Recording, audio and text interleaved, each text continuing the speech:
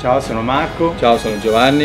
Ci troviamo alla trattoria del Nuovo Macello di Milano, in via Cesare Lombroso, il numero 20.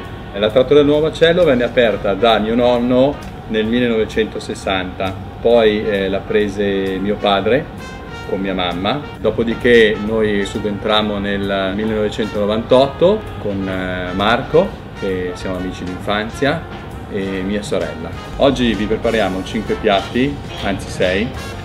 Sono 2 antipasti, 2 primi, un secondo e un dolce.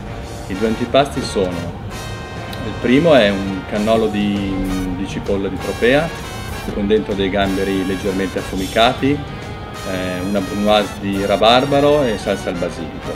L'altro invece è un'insalata di farro con dei calamari cotti e crudi, frutto della passione ed erba cipollina. Mentre come primo proponiamo questi ravioli di ricotta di bufala scottati a vapore, dopo vengono passati in padella per farli rosolare. Sopra c'è del melone piccante e delle alici marinate.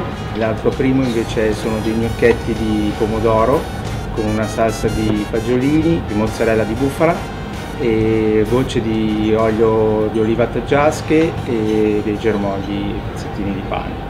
Poi passiamo al secondo, che è un baccalà, una rivisitazione del baccalà in umido milanese, però questo viene scottato a vapore.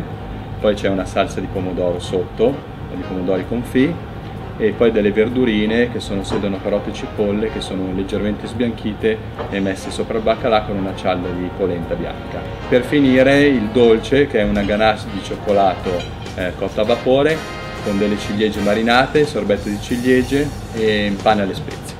Un saluto a tutti gli amici di Love Resto da Giovanni, Marco e tutta la trattoria del Nuovo Macello.